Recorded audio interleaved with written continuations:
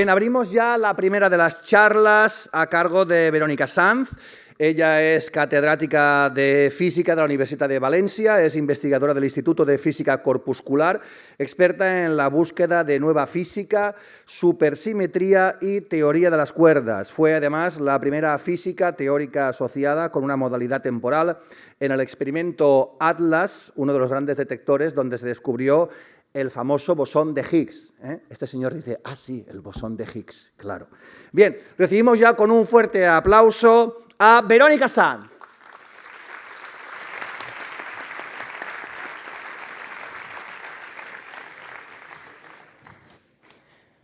Buenos días.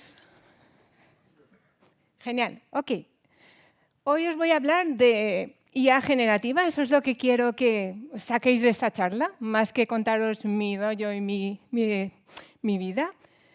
Vamos a hablar de tres cosas. La primera es la transferencia de conocimiento. Yo soy física teórica, como se ha dicho.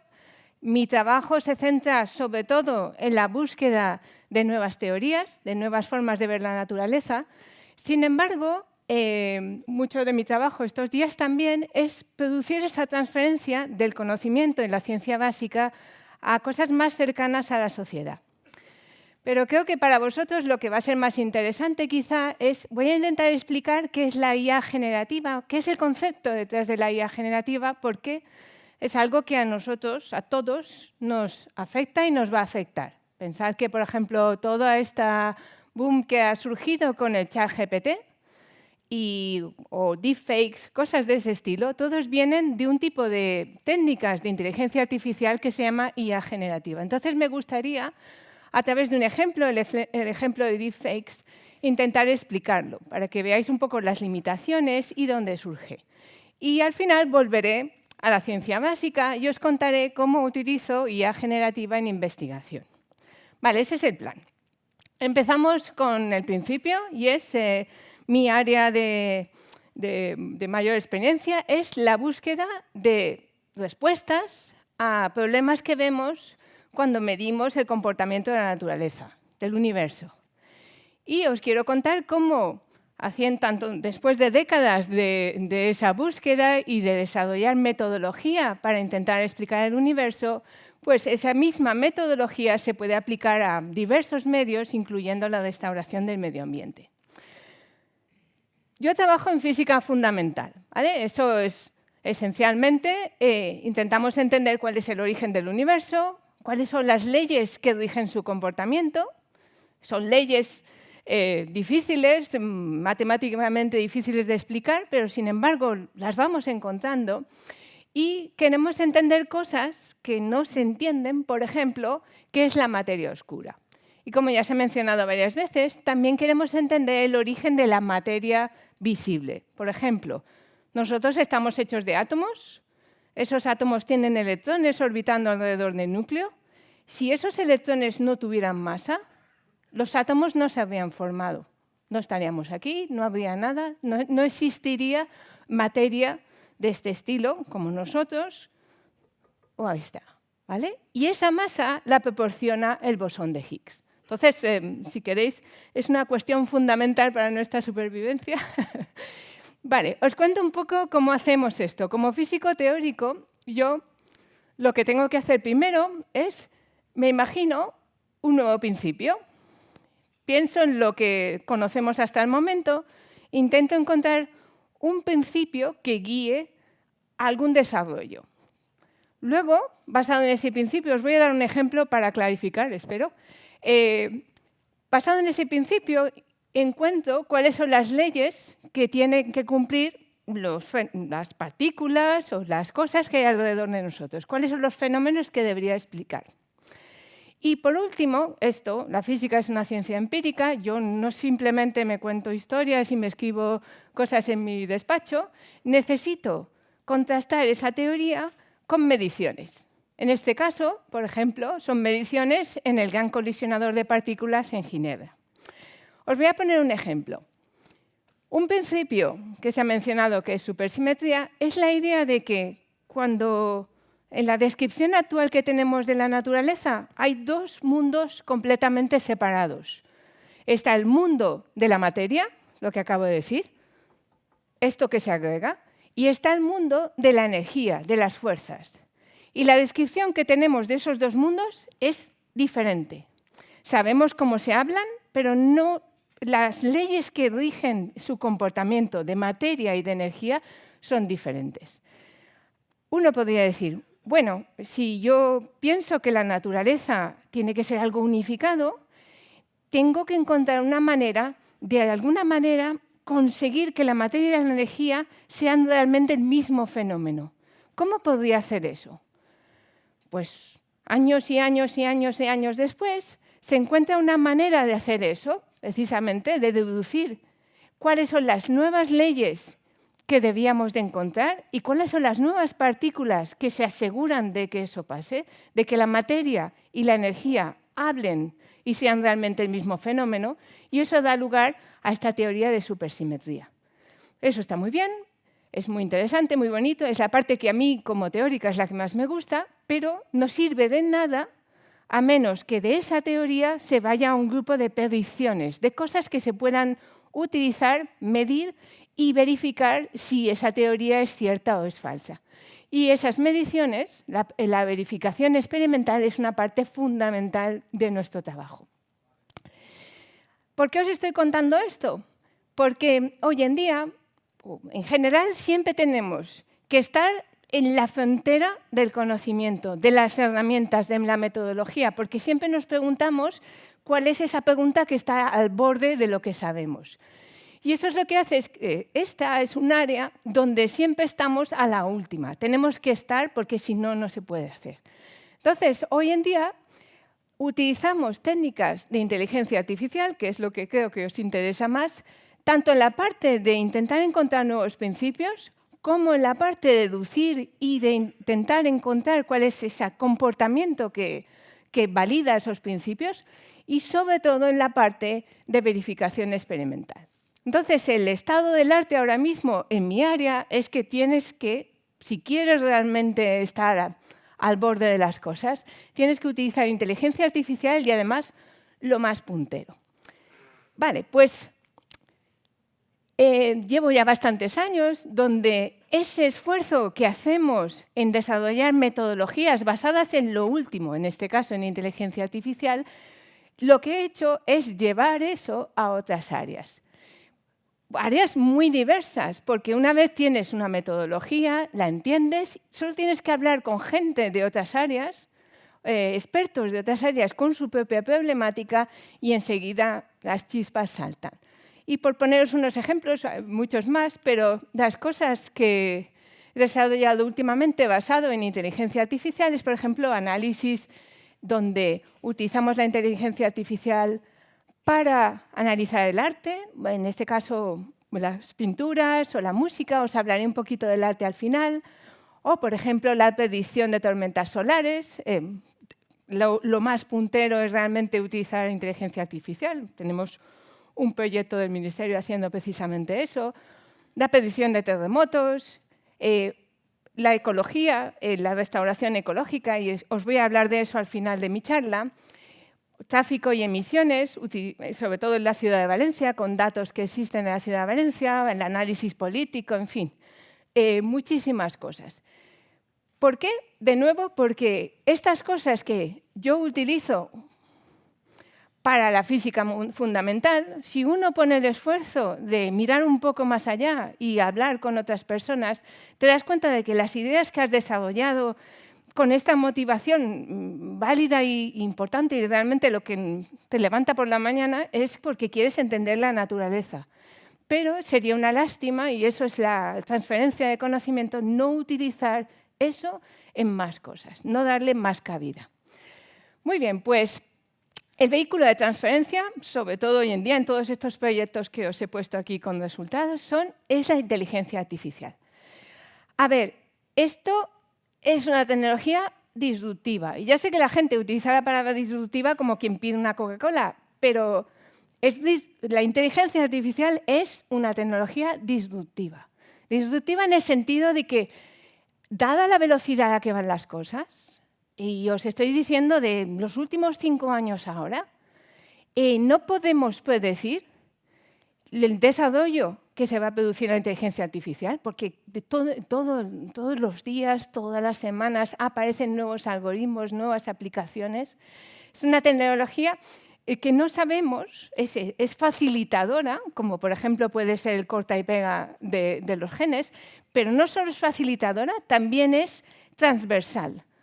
Una metodología desarrollada de inteligencia artificial en un área rápidamente encuentra una manera de ser útil en otra área. Y aquí solo os quería mostrar, porque yo voy a estar hablando de inteligencia artificial porque es lo que el público, la gente entiende de forma más natural. Pero en realidad todo lo que os voy a contar está basado en aprendizaje profundo, o deep learning. Esencialmente es un tipo de inteligencia artificial que es la más potente hoy en día, y ya está, que es la que usa datos, muchísimos datos, y encuentra patrones que son muy difíciles de ver. ¿Vale? Pues ya vamos a realmente lo que me interesaba contaros, porque creo que os será más útil para vosotros, y es la IA generativa. A ver, voy a explicar el funcionamiento de la IA generativa utilizando el ejemplo de deepfakes, porque yo creo que es algo que, como ser humano, ¿no?, como persona, os resultará más llamativo. Vamos a empezar. Lo primero, el aprendizaje profundo. La palabra profunda viene del hecho de que la forma en la que se aprende es utilizando un tipo de arquitectura, un tipo de metodología llamada red neuronal. Y profunda simplemente quiere decir que esa red neuronal va a ser algo, va a ser algo muy profundo, que tendrá muchas capas. Muy bien. ¿Qué es lo que hace la red neuronal? Pues simplemente coge datos, tú le das datos, los pasa a través de la red neuronal, los transforma, te da números, los va transformando muchas veces de manera muy compleja hasta que da una predicción. Lo hace iterativamente, de manera que al principio esa transformación, esa predicción será malísima, pero poco a poco va aprendiendo hasta que llega a un nivel de predicción buenísimo, ¿vale?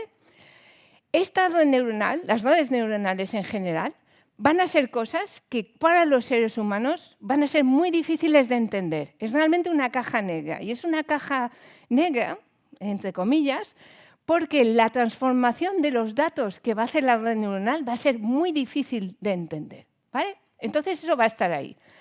Son cajas negras muy poderosas. ¿Por qué? Porque pueden engullir muchos datos, pueden transformarlos de maneras tremendamente complejas, admiten mucha imaginación, si queréis, para ver los datos, y acaban siendo capaces de dar descripciones de esos datos, predicciones muy complejas. Con lo cual, cosas que a un ser humano o el método estadístico más potente que tenemos se le habrían pasado, una red neuronal es capaz de encontrar ese patrón, es capaz de encontrar esa anomalía, porque tiene ese poder. Vale. La otra cosa que tenéis que saber es que una vez le has dado a comer los datos, la has entrenado y ya es capaz de dar las predicciones al nivel que tú quieres, la red neuronal se deja de entrenar, deja de aprender y simplemente es una caja predictora. Le das datos, te da predicciones y ese proceso es muy rápido, ¿vale? Estas técnicas son tremendamente rápidas, ¿vale? ¿Qué son los datos que le podemos dar? Datos son números y pueden ser de todo tipo. Pueden ser imágenes, pueden ser voz, pueden ser texto, puede ser, por ejemplo, en nuestro caso, puede ser características de partículas que se miden, energía de los electrones, puede ser movimiento de coches de Valencia, puede ser eso y todo junto también. La red neuronal admite no solo un tipo de datos, como imágenes, sino un conjunto de ellos de forma heterogénea. ¿Qué son las predicciones? Pues eso depende de ti. ¿Qué es lo que quieres obtener de esos datos? A lo mejor de las predicciones lo que quieres es que, dado una imagen o un vídeo, te diga si esa persona va armada o no, ¿no? Quieres simplemente una predicción de bueno, malo. A veces, en nuestro caso en la ciencia básica, dirías, bueno, quiero ver lo que está pasando en el gran colisionador de partículas, mirar sus eventos y decir si hay materia oscura o no. A veces, por ejemplo, en el caso de aplicaciones de marketing, querrás saber o ser capaz de predecir la cercanía de un cierto usuario con un cierto segmento de tu mercado o un grado de compatibilidad de una especie con otra. Puede ser, estas predicciones son muy variadas. Ahora, de todo eso, lo que realmente están haciendo los titulares es un tipo de aprendizaje profundo llamado IA generativa. Esta IA es muy potente, ¿vale? El aprendizaje es no supervisado, quiere decir que no le estás diciendo a la IA lo que tiene que aprender. Ahora os voy a explicar qué quiero decir con eso. La tarea que tiene la IA generativa es, dado estos datos, míralos y aprende algo. Pero no te digo qué. Os voy a explicar esto, que ya sé que suena esotérico, en un ejemplo. Vamos a darle a una IA un montón de imágenes de caras humanas, ¿vale? Y esto realmente para la IA generativa fue como el punto de inflexión después del cual ya lo compramos todo, ¿vale? Esta es la tarea más sencilla. La idea es que tenemos nuestra IA, es una red neuronal, recordad que lo único que hace es coger datos y transformarlos. Y al principio lo que vamos a hacer es darle decenas de miles de caras de seres humanos. Se las vamos a pasar una por una y vamos a decir, transfórmame los píxeles de esas caras en algo. Vale, la primera vez que hacemos eso, cogerá esas caras y cada una de ellas las transformará y creará un avatar, una transformación de esa cara que no tendrá nada que ver con la cara inicial. Será simplemente ruido, ¿vale? En ese proceso, una vez lo ha hecho una vez, hay una especie de árbitro, un discriminator, que dice, de esas decenas de miles de caras y las que me has generado no se parecen en nada, ¿eh? Tienes que ir por aquí o por allá. Ve ajustando tus parámetros de forma que en cada iteración, y esto lo hace cientos de miles de veces, en cada iteración se vuelve un poco mejor en realmente analizar esa cara. Muy bien. Después de hacerlo muchas veces, acaba siendo capaz de, por cara a cara que le metes, sacarte la misma cara. Y llega un momento en el que el árbitro, el discriminador, dice, el avatar que me has generado de cada cara es tan idéntico al inicial que yo no puedo distinguirlas. Y en ese momento, game is over. En ese momento dejas de entrenar y lo que tienes es una red neuronal generativa entrenada. Ahora, vamos a pensar en eso. Esta es una tarea que le hemos dado. Y la idea es, lo primero, ¿y esto para qué sirve? Yo estoy entrenando, utilizando muchas horas de GPU con decenas de miles de caras de seres humanos, una red neuronal para que cuando le doy una cara de un ser humano me dé la misma cara. ¿Vale? El dato es la cara y la predicción es la misma cara. Parece una absurdidad. Pero, y aquí viene lo bueno, y ese es el poder de esta IA generativa, ¿qué es lo que pasa cuando lo hemos hecho? Ahora ya se ha vuelto súper bueno. Cara de persona, la misma cara de la persona. ¿Qué pasa si yo ahora, en lugar de darle, una vez entrenado, una cara de una persona, le doy ruido? Simplemente ruido, aleatorio. O sea, nada, le doy un papel en blanco. ¿Qué es lo que me genera? Me genera esto. Esta chica de aquí, por ejemplo. Este no es una chica que ha visto antes. No es que ha cogido una de las caras con las que había entrenado y genera esa cara. Del ruido me genera una persona que no existe. Esa persona no existe, esta chica no existe y es tremendamente realista. ¿Vale? Lo que ha hecho esta red neuronal en esa tarea absurda de cara a cara, es aprendido el concepto de rostro humano de forma que si le damos ruido aleatorio, un papel en blanco me genera una persona nueva que no existe.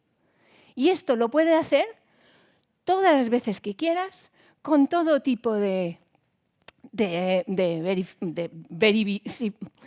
parecer realista, simplemente cambiando un poquito ese ruido aleatorio, cambiando un poco el espacio interno de esa caja negra. Y cada vez nos va a dar algo que es tremendamente realista. De ahí el nombre generativo. La IA generativa genera nuevas posibilidades que no existen, gente que no existe, texto que no existía, música que no existía, pero que es tremendamente realista. Entonces vamos a pensar un poco en las implicaciones. Son inmensas. Yo os estoy hablando de la tarea básica que hace la IA generativa y estoy hablando de hace 3 o 4 años y ahora estamos 3 o 4 años más adelante. Pero al realizar la tarea, el IA ha aprendido el concepto de cara humana. No se lo hemos dicho, no le hemos dicho, estas son caras humanas, aprende que es una cara humana. Le hemos dado tantos ejemplos de caras humanas y le hemos obligado a reproducirlas que acaba aprendiendo lo que es una cara humana y de un papel en blanco te genera una cara humana indistinguible de una real. ¿Vale? El realismo, la imaginación de la IA es muchísimo mayor a la del ser humano, obviamente, así como la rapidez del aprendizaje. Os puedo decir, yo misma puedo entrenar y he entrenado esta IA generativa con esas caras. Toma unas horas. Y si la quisiera más realista, la podría hacer más realista.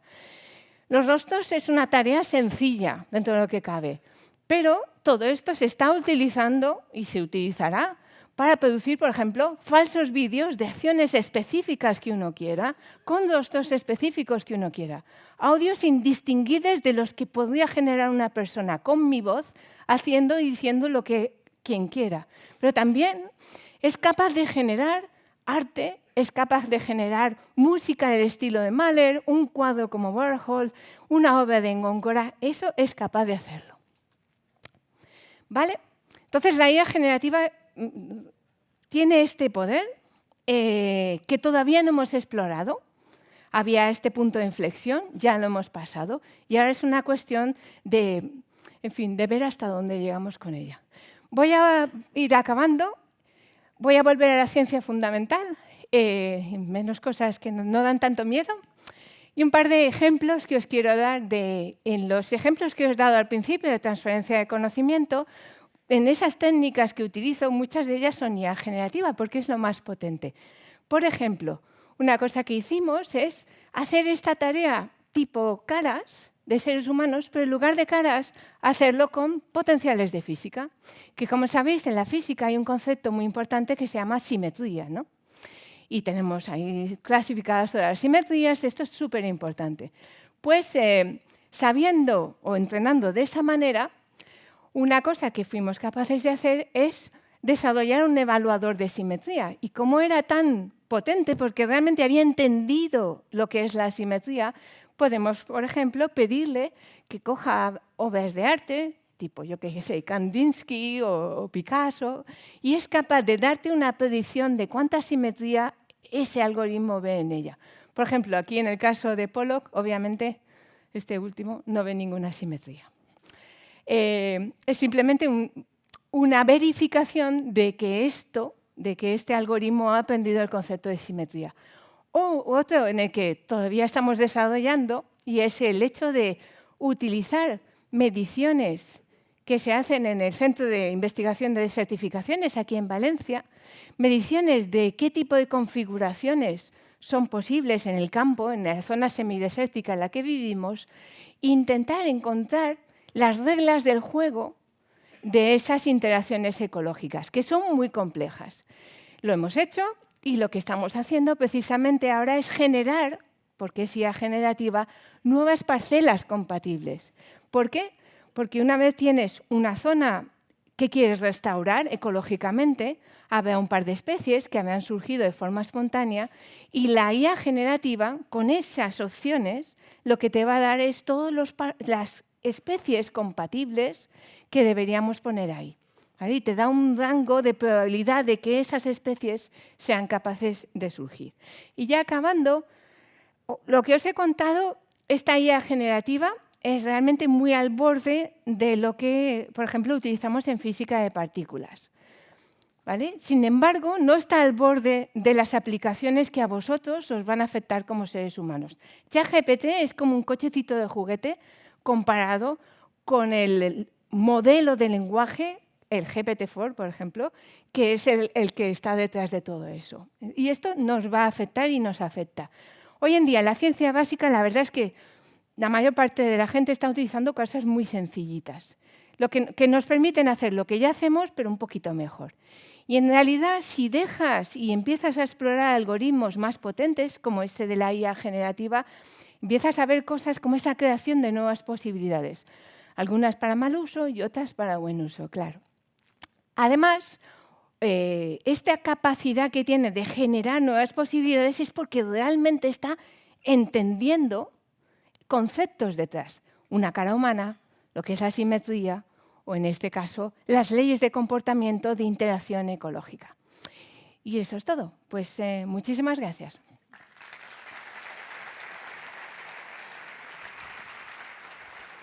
Muy bien, muchas gracias, Verónica. Enseguida tenemos la mesa. Simplemente he estado escuchando muy interesante, ¿verdad? Muy interesante, muy interesante. Yo tengo algunas reflexiones porque te voy a hablar de la IA generativa y, bueno, sensaciones que tengo muy interesante. Por otro lado, también he estado sufriendo mucho. ¿Sí? Ahora te diré por qué. Muy interesante la IG, la IA esta generativa, porque me recordaba a mi madre. Sí, como mi madre para las caras también era muy... Veía una cara y decía, ¿tú eres la filla de Menganito, el que vivo en no sé cuántos? Se queda mucho con las caras también.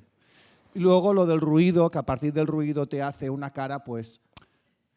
A ver, yo no es por criticar, pero todos hemos visto un poco las caras que salían ahí y un señor de Albacete con gafas de culo de vaso no sacaba. Sí, Eran todo chicas así muy monas, muy guapitas, muy jóvenes. Quiero decir que la IA un poquito... Se le ve el plumero un poco. Se le ve un poco. ¿Eso ya lo tiene la IA o es que lo saca ella porque quiere? Es que la forma en la que se ha entrenado inicialmente era con caras de famosos. Pues hay que cambiar de entrenador, Son también te todos muy digo. guapos, Porque, son todos muy guapos. claro, poner muy gente un rubios, poco... sí. Claro, es que claro. No, Pero o muy sea, interesante, ¿eh? Yo uso el chat GTP el que has dicho que es un poco modo usuario para hacer 4 chorradas, te escribe un mail, te hace chorraditas, ¿no? Sí, sí. Muy interesante. Luego también he sufrido mucho ¿Por qué? por esta persona. Porque es que yo creo que ni tomando apuntes en el instituto, ¿eh? Va todo para examen, ¿eh? Luego lo enrollas y te lo fumas, porque es la única manera de que eso te entre... Sí. Es la única manera que eso te entre en la cabeza. ¡Hala, Pollock! Muy bien. Le das el vistiplau aquí, le pones nota, Verónica. Sí, muy buena, Está todo. muy buena. No, yo lo seguía porque veía lo que ibas comentando y lo iba apuntando ahí. Pues muy bien, bueno, un Eres aplauso también multitarea, para la dibujante al instante. Bueno. Muy bien. Ven conmigo, Verónica. Ven conmigo, Verónica, porque ahora sí que empezamos la primera de las mesas redondas. Ponte aquí en la silla que quieras. Atención, pido la presencia. También se unirán a esta primera mesa Juan Eliodoro Morales, director Sales Partner de Kyndryl. Adelante. Víctor Amarnani, CEO de Big Buy. Y José Miguel López de Manuel, director de clientes estratégicos de Correos. Fuerte el aplauso para los tres. Moderará esta mesa la periodista Palmira Benajas de Onda Cero. Adelante.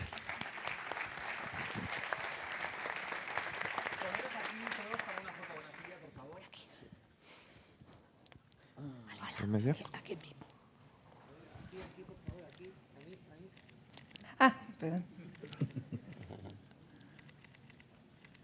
Muy bien, pues empezamos la primera mesa. Muchas gracias.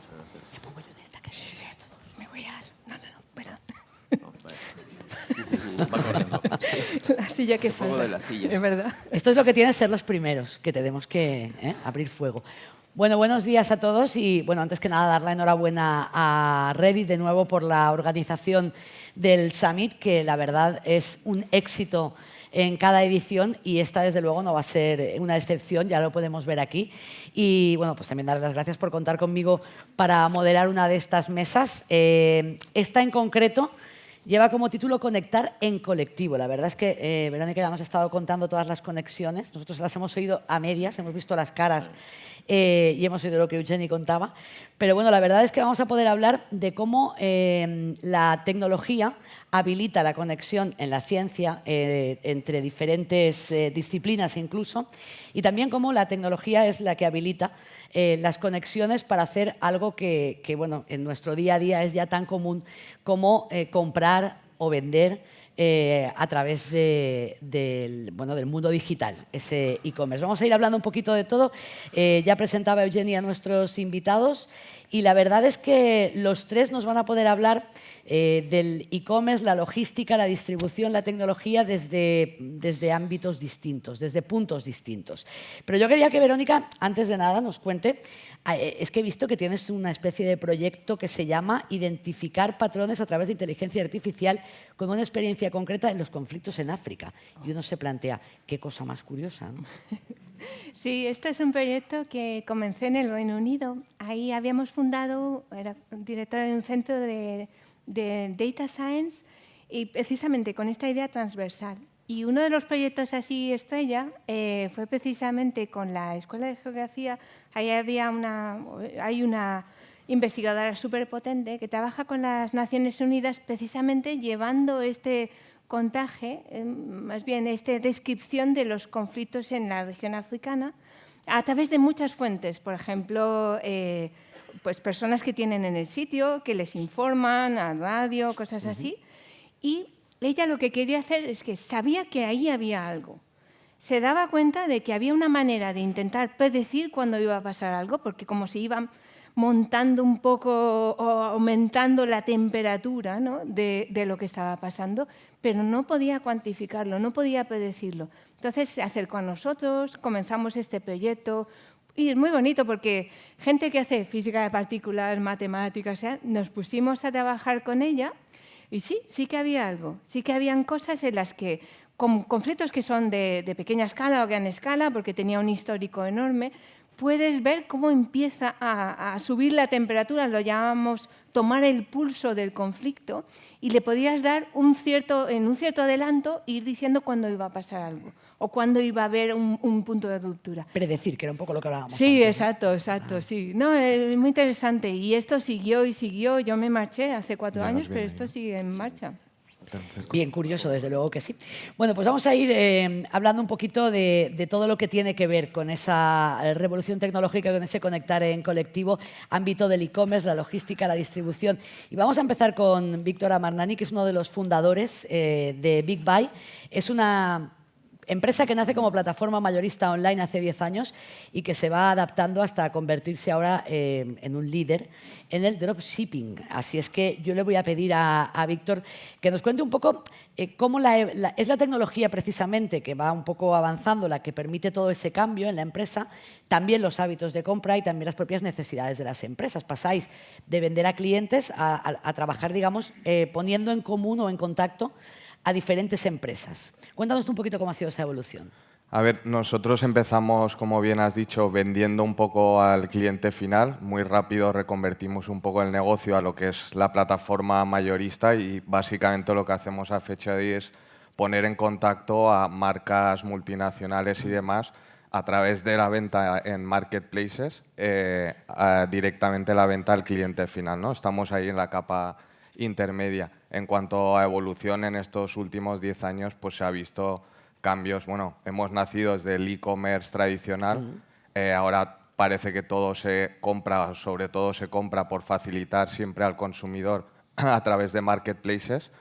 Y yo creo que vamos a vivir, en China ya se está viendo desde hace años y demás, yo creo que aquí va a resurgir de nuevo un poco, por ser un poco un gurú, ¿no? Yo creo que va a volver un poco lo que es la teletienda. En China se está viendo mucho, gracias a los datos, a la inteligencia artificial. Existe, digamos que a través de la inteligencia artificial eres capaz de hacer contenido para cada usuario. Existe pues esa hiperpersonalización, ¿no? Hasta ahora se estaban aprovechando los datos. Pues por aterrizar un poco en un ejemplo práctico, un secador Dyson, tú sabes a qué segmento querías vender y demás, pero ahora, gracias a aprovecharte de los datos y la inteligencia artificial, puedes incluso crear el contenido específico, porque no, a lo mejor una mujer o un hombre, ¿no?, en un ámbito rural no consume igual que alguien que viva en la ciudad. Entonces, esa hiperpersonalización y encima en formato vídeo creo que es lo que va a llegar muy pronto a Europa. La teletienda me ha gustado a mí. Sí, es La como, vuelta de la teletienda. es como consumir, pues en vez de en un marketplace Sí. o en un e-commerce, a través de vídeos cortos. Esto sobre todo las nuevas generaciones con el TikTok y demás lo están haciendo polvo, pues comprar en vídeos de 10, 20, 30 segundos o un minuto cualquier producto. O sea, que yo no entraré a buscar lo que voy a comprar, sino que me va a llegar directamente, me va a generar la necesidad y a través de diferentes canales podré hacer mi compra. Luego hablamos de ese Muy bien. futuro también, Víctor. Y el papel de la tecnología es fundamental. Ya hemos visto que es la que habilita un poco la generación de ecosistemas, que es lo que vamos a ir hablando. En el caso de Big Buy, pues bueno, genera todo un ecosistema de clientes, de empresas que buscan estar en el mismo sitio.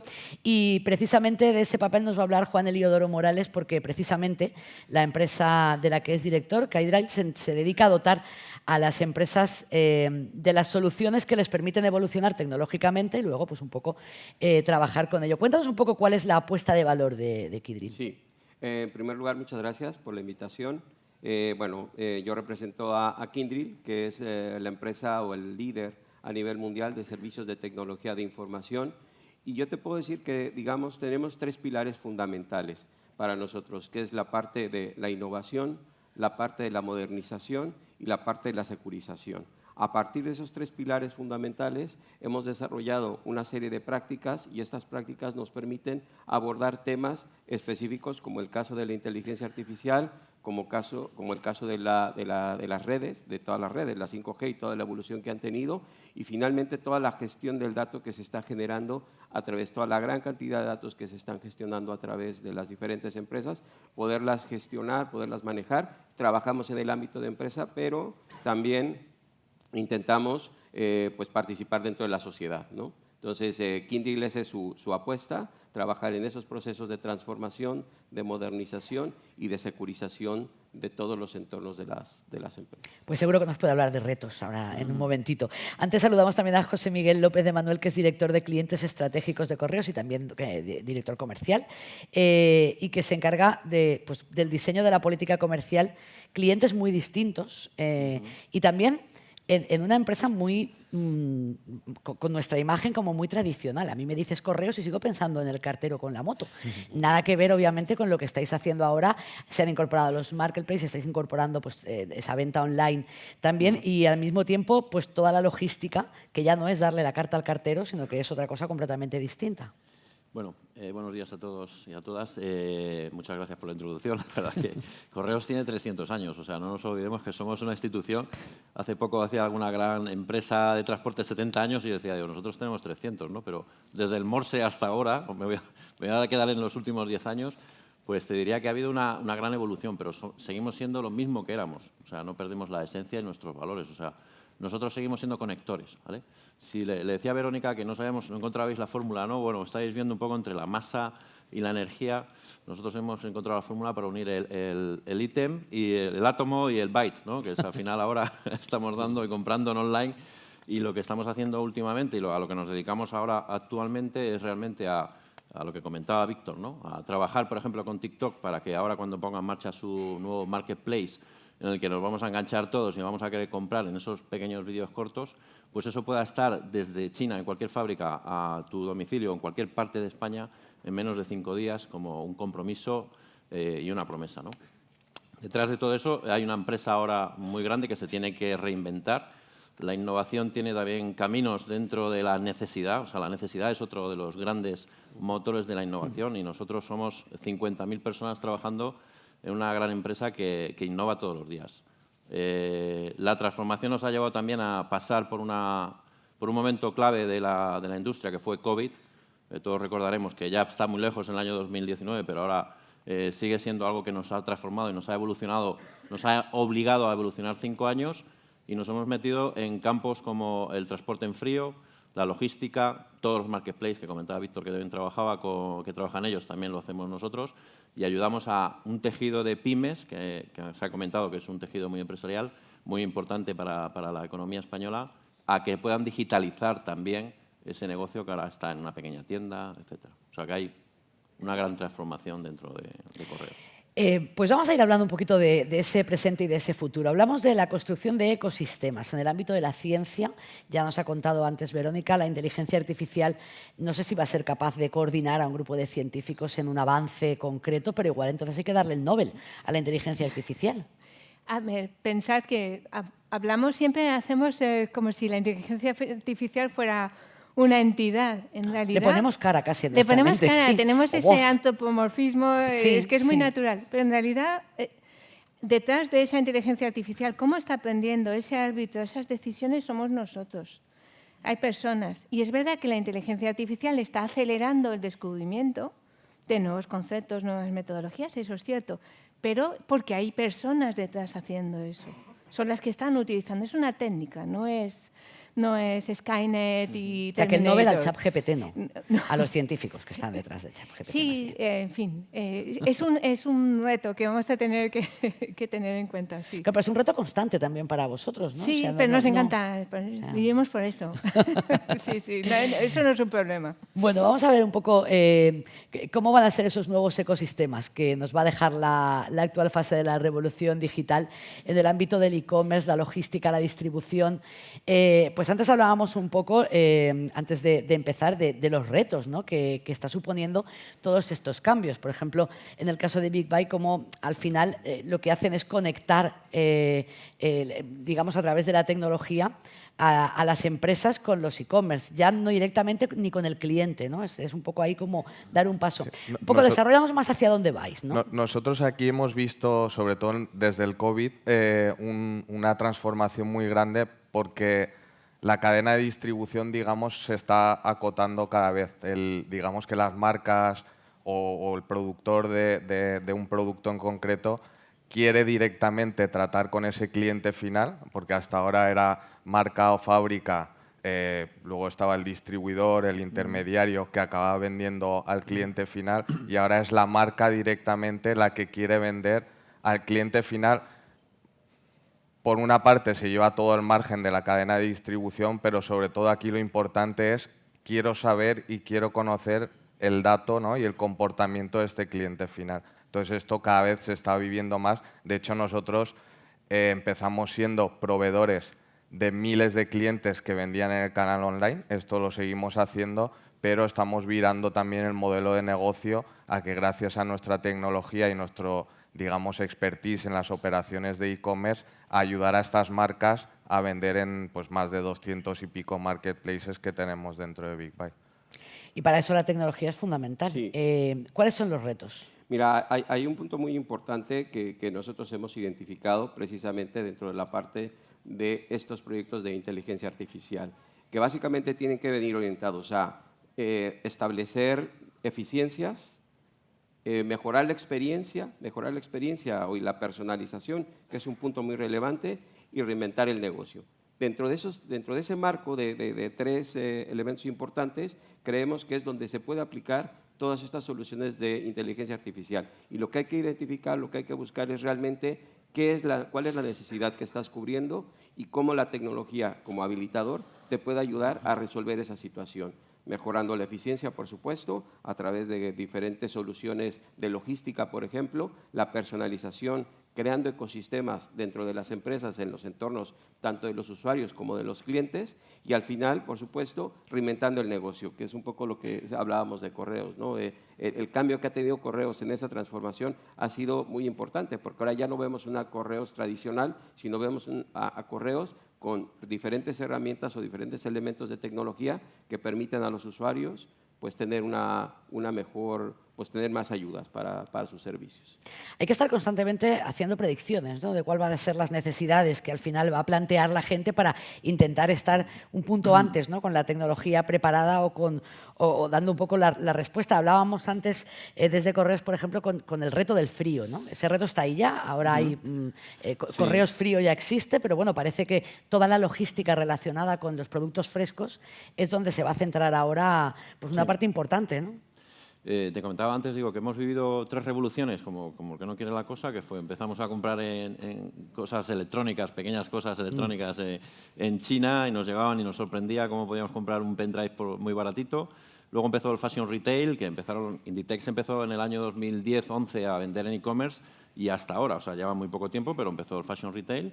Ha habido una tercera revolución en la que se han incorporado pues, retailers que venden grandes productos, como pueden ser lavadoras, frigoríficos y además mobiliario también, IKEA, Leroy, los grandes retailers de gran producto, en el que estamos inmersos y nos tenemos que adaptar. Y ahora empieza la cuarta, que después de COVID ha tenido un gran auge, ¿no? Empezamos a comprar, los que no tuvimos la necesidad de pedir la comida, de hacer pedidos online, de empezar. Y claro, toda la logística que tenemos anterior ya no nos sirve para ese frío. O sea, la última milla no sirve, los centros tampoco tienen que estar acondicionados, el almacenamiento tiene otras condiciones. Entonces, estamos en una revolución en la que hay una carrera, en la que estamos todos, para ver quién llega los primeros, establece sus estándares. Y Correos ha empezado también ahí, claro. El frío tiene dos grandes negocios. Por un lado, la farma. A futuro, la pirámide de población, pues todo nos dice que vamos a necesitar medicamentos y tendremos que estar ahí. Y la farma es un gran nicho de mercado para el frío. Y el otro es el fresh, o la alimentación, en la que cada día vemos las cifras. Lo que más crece, o lo que más va a crecer a futuro, va a ser ese e-commerce de alimentación. Entonces, tenemos que preparar toda nuestra infraestructura para que pueda convivir un tipo de distribución seco con frío, 40 tipos de productos distintos, más ecológicos, menos ecológicos, más rápidos, menos rápidos, y para eso la inteligencia artificial nos ayuda a ordenar esos. Movemos unos 1.700 y pico, 1.800 millones de ítems de un punto A a un punto B, 30.000 personas distribuyendo todos los días, 15.000 vehículos, etcétera, etcétera, conectando casi 2.500 oficinas, y todo eso todos los días en la geografía española. Pues al final la inteligencia artificial nos pone orden un poco en cómo organizar o cómo deberíamos organizar bien esas rutas y, sobre todo, qué va a venir. Lo que tú decías, esa planificación en logística es fundamental porque tienes unos costes de estructura fijos, pero tienes unos picos brutales, como lo que estamos viviendo ahora. Ahora estamos en un peak, lo llamamos peak season en e-commerce, desde el del 11 del 11, que ayer, hablando en la cena, es el día del soltero chino y se vuelven locos los chinos comprando, y aquí en España ya empieza nuestra peak, hasta el 5 de enero, que dejamos de comprar, pues tenemos doble, incluso triplicamos lo que hacemos en un día normal. Entonces, claro, las infraestructuras, pues ahora veo algún militar por aquí, seguramente las infraestructuras están ahí, son fijas, y tener esa infraestructura todo el año disponible para que un día tengas el triple y otro día tengas 3 veces menos, pues espero que nos ayude mucho la inteligencia artificial. Nosotros, por añadir a lo que dice José Miguel, también hemos notado pues de tener todo almacenado y estocado nosotros, ¿no? a cambiar el inventario casi just in demand. O sea, puedes ya comprar cuando ya el cliente te ha comprado. Incluso pues existen modelos un poco al hilo de lo que decía, pues el caso de Shein, ¿no? O Shein, Claro. Que ya produce cuando ya ha vendido. O sea, esto ya... Pues, Claro, eso es otro cambio al que correcto. también tenéis que adaptaros, ¿no? Exacto. Imagino. Sí, Claro. sí, sí. Bueno, y la devolución, ¿no? Que genera después, Claro, reduces desperdicios. que ahora casi un 30%, o sea, hay una gran logística también de retorno. Ya antes se preocupaban mucho por el envío que venía, pero hay una gran preocupación ahora de qué hacemos con todo eso que pedimos y que no consumimos, porque luego dices, oye, he pedido 4, me quedo con 1, devuelvo 3, ¿no? Juan quería decir algo, creo, ¿no? Sí, hay un Sí. elemento adicional que también estamos viendo nosotros en el mercado, y sobre todo en el mercado de retail, que es la parte digital.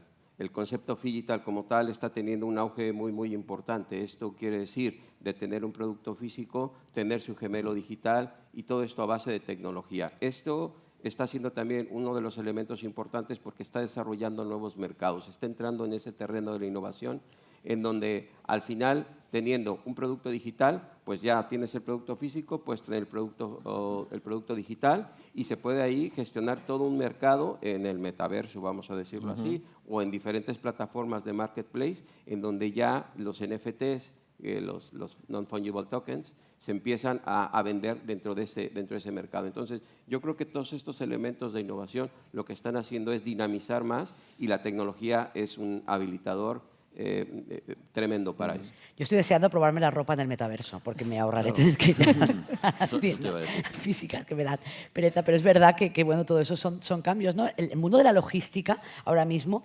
la verdad es que es alucinante. Uno se imagina que el bosón es complicado, pero los almacenes yo no lo quiero ni imaginar, ¿no? O sea, lo que debe ser eso, sobre todo cuando estamos atendiendo a esa demanda que casi pues va al minuto, cuando además tenéis que tener todo organizado de entrada y luego de salida, ¿no? Ahí todavía queda mucho, imagino, ¿no? por hacer, para hacerlo todavía más ágil, ¿no?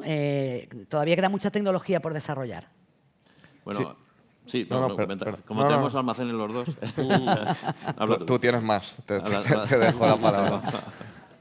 Bueno, hace no muchos días estuvimos en Ámsterdam en una feria, la gran feria de logística del sector. Y, a ver, la robotización al final está a la orden del día, ¿no? Como puedes llegar a preparar tantos pedidos en tan poco tiempo, pues al final te tienes que ayudar de algo que trabaja 24/7, que es mucho más eficiente, que lo llamamos los minions, porque son unos pequeños robots amarillos, que son los que se encargan de ir a por el producto, volver, no se chocan, se paran, se respetan, y es alucinante ver cómo trabajan todos, ¿no? Y empiezan a organizar ese picking y eso consigue que todo lo que ha entrado pueda salir en un tiempo récord. Puedas, gracias a la tecnología, tener un control de lo que tienes en el almacén en tiempo real y conectar eso con fábrica y con lo que está aguas abajo, que es toda la distribución, ¿no? Pero bueno, imagino que hay también otros formatos, no tan minion, que también siguen produciendo, que es hacerlo de una manera más rudimentaria, pero que sigue estando ahí, que es la logística tradicional. O sea, que no hemos inventado las ruedas tampoco. No. Sí. No, además añadir, ¿no?, que nosotros incluso estamos notando pues, el típico transportista o camiones de Amazon que gracias a esta inteligencia artificial, a estos datos que comentaba también Juan, incluso tú detectas patrones que yo estoy entregando mucho esta botella de agua en X código postal, pues llevan ya la botella de agua al día siguiente en la furgoneta porque saben que a lo largo del día les va a llegar ese pedido. Predicen la compra recurrente, correcto. ya antes ni de que Entonces la ya transportan el producto incluso antes de recibir el pedido, ¿no? Y esto es gracias a la tecnología. Y solo por complementar, aquí claramente se ve que el habilitador de la inteligencia artificial, el habilitador de la gestión del dato y todo lo que hay alrededor precisamente de todos estos grandes volúmenes de datos que se analizan, más la parte de la conectividad también tiene que evolucionar en ese sentido. O sea, no hay una solución que pueda decir, oye, es que solo inteligencia artificial, no, solo logística, no. Tiene que venir habilitado en tecnología que te permita entonces integrar todos esos elementos, todo ese ecosistema que realmente funcione para llegar a este resultado. Entonces, sí, vuelvo a lo mismo, ¿no? Insistiré, el habilitador de la tecnología es súper necesario. Y va generando nuevos roles también. En el caso de Big Byte sería como un nuevo rol, ¿no? Porque se pone en contacto, digamos, a elementos del ecosistema que no lo estaban. Y trabajáis en eso precisamente, ¿no? En poner en contacto. Correcto. Sí, y luego incluso nuevos, digamos, puestos, ¿no? Que a lo mejor hace años pues estamos hablando mucho del dato, pues analistas de datos son perfiles muy importantes a fecha de hoy en la empresa. Diseñadores de UX, porque pues antes a lo mejor tenías una interfaz estática y si ahora tienes que adaptar a cada consumidor pues una interfaz diferente, el tema del diseñador UX, la ciberseguridad, al final la tecnología pues conlleva esos riesgos y demás. Los agentes que controlan la ciberseguridad pues están cogiendo también bastante peso. En el mundo de la ciencia, generar ecosistemas es fácil a la hora de poner en contacto. Fácil me refiero, ¿genera resistencia? Sí, genera resistencia porque el sistema no incentiva movimientos transversales. Tú, como científico, a mí lo que, digamos, me lleva más adelante hasta cierto nivel es todo lo que hago en una misma dirección, en lo que soy experta reconocida mundial, tal y cual. Y esto me pasa a mí y le pasa a todo el mundo. Y de hecho también hay una cierta reticencia, como si haces algo más allá de tu zona de confort, es que te estás diversificando demasiado, te estás diluyendo, se ve mal. Es curioso. Sí, es También muy es un diferente nuevo de rol, otros ¿no? El ámbitos. de la ciencia que va a la otra que se extiende de otra manera. Sí, pero en fin, es un poco sistémico a lo que hacemos. Realmente él es el típico científico que siempre está centrado en su cosa y es un bebé y solo piensa en su bebé. Y claro, ves a gente más transversal y no te... Sí, genera resistencia, pero también es muy bonito. Bueno, me encanta porque me encanta su trabajo, obviamente. ¿eh? Sí, claro. Si no, no lo haría. Y todo lo que hace. A la hora de demandar nueva tecnología para vosotros, porque claro, vosotros pedís cosas que me imagino que muy concretas, ¿no? Para Sí. lo que hacéis. Sí, sí, ¿Lo sí. tenéis fácil? Pues es que lo hacemos O nosotros. sea, tenéis que hacer también ahí Sí, todo es custom made. más nuevos roles también, Sí, ¿no? Dentro de hecho es muy difícil encontrar empresas que son capaces de facilitarnos la tecnología que necesitamos. Y acabamos trabajando con ellas para que nos ayuden a hacer eso, porque realmente necesitamos cosas muy específicas.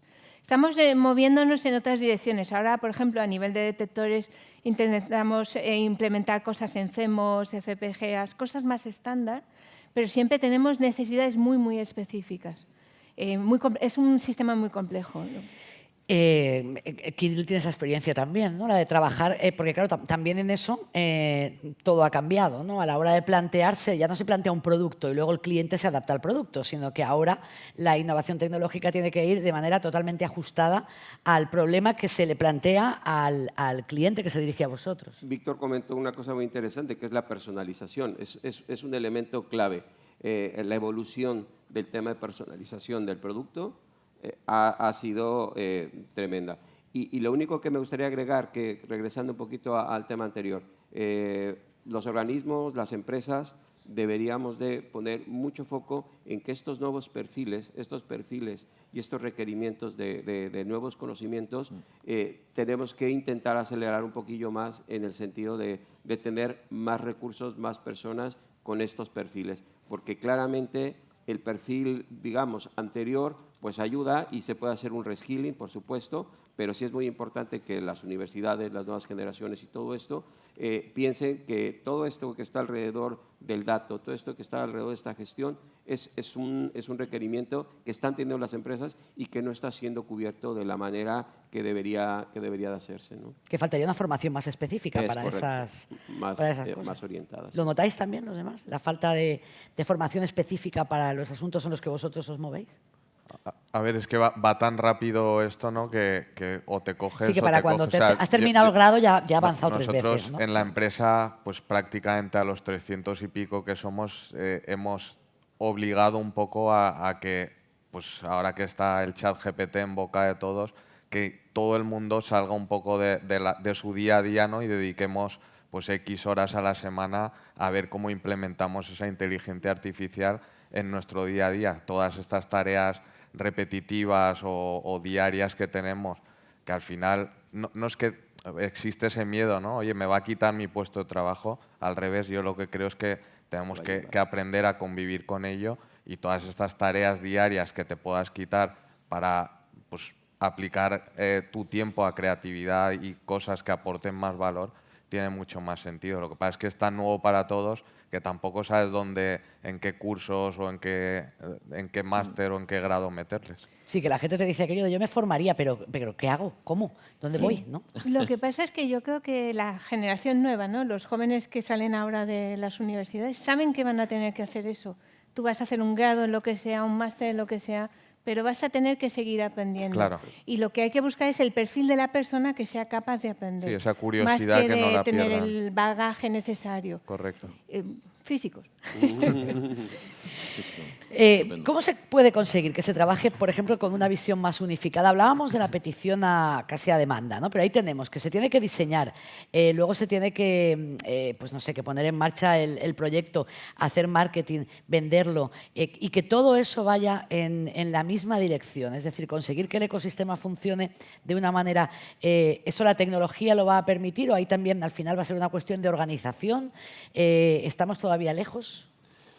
A ver, es difícil. Nosotros tenemos un universo muy amplio de clientes, desde cualquier ciudadano particular hasta las corporaciones más grandes que te puedas imaginar pueden ser target o son clientes de nuestra empresa, ¿no? Entonces, cómo organizar esa coherencia, ese ecosistema al final tiene que tener una coherencia. Es la verdadera omnicanalidad, es precisamente esa orquestación de todos esos canales, ¿no? Cómo armonizar todo eso para que no haya disfunciones entre unos y otros, para que haya distintas políticas que apliquemos con unos clientes y con otros, a unos segmentos o a otros, y realmente es un reto. Detrás de la tecnología, evidentemente, están las personas. Las personas es la base de toda la pirámide, evidentemente, y nosotros somos los que tenemos que organizar los procesos. Esos procesos los tenemos que dotar de la tecnología suficiente para que eso pueda tener una repercusión sobre el cliente, sobre la propuesta de valor. Pero la base vamos a seguir siendo las personas. Eso lo tendremos que tener claro.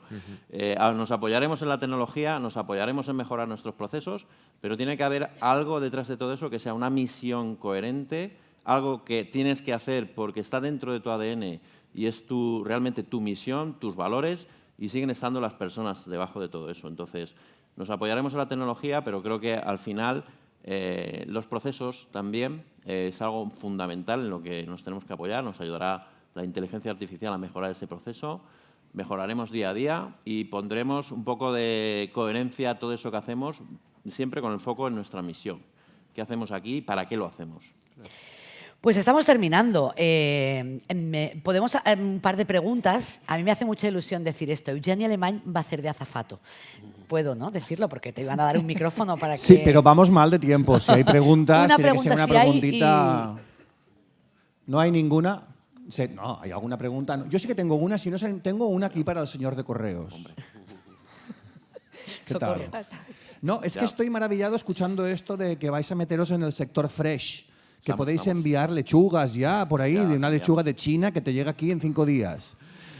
¿No? Y la pregunta es, si luego no estás en casa, la lechuga hay que recogerla también en la oficina de correos como la cartita certificada, porque la cartita certificada ya podríamos... Ya hablaremos. Hombre, estamos enviando lechugas desde China, pero te llega la carta certificada, no estás en casa y tienes que ir a correos a recogerla. Y estamos un poquito... Te voy a decir una cosa, que vamos a poner un poco de orden en todo esto. Ay, que se ha picado, ¿eh? Que se ha picado de correos.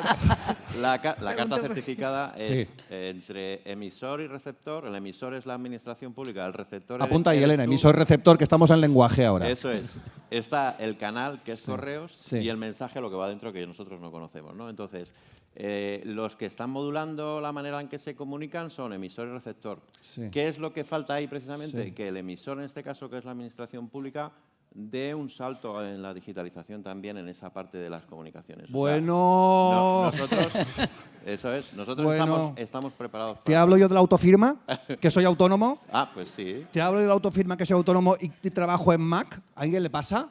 Sí, Que no hay manera, no hay manera, no hay manera, y no hay manera, no hay manera. Pues eso hay que ir trabajándolo. Por eso hay que trabajarlo, Sí. con la administración pública de la mano. Sí. Yo creo que tenemos que trabajar con la administración pública. Que sois administración pública vosotros, que me estabas diciendo, hombre. No somos administración, hombre, somos Bueno, empresa. pero sois empresa, pero de los correos del Estado. Pertenecemos a SEPI, que es una sociedad estatal de participaciones industriales. 100% somos una sociedad anónima estatal, pero tenemos nuestra cuenta de resultados y la debemos de tener encima de todo, de verdad. Sí, pero vamos a ir trabajando ese tema, ¿eh? Tú coméntalo allí, he estado en Valencia y me han dicho que lo de la autofirma, que lo vayamos mirando, y el tema de la certificada, Yo tomo nota. de la cartita certificada, que ya estaría bien. Pues muchísimas gracias. Fuerte el aplauso para esta fantástica mesa. Tenemos muchas cosas, gracias. Gracias. Por ahí.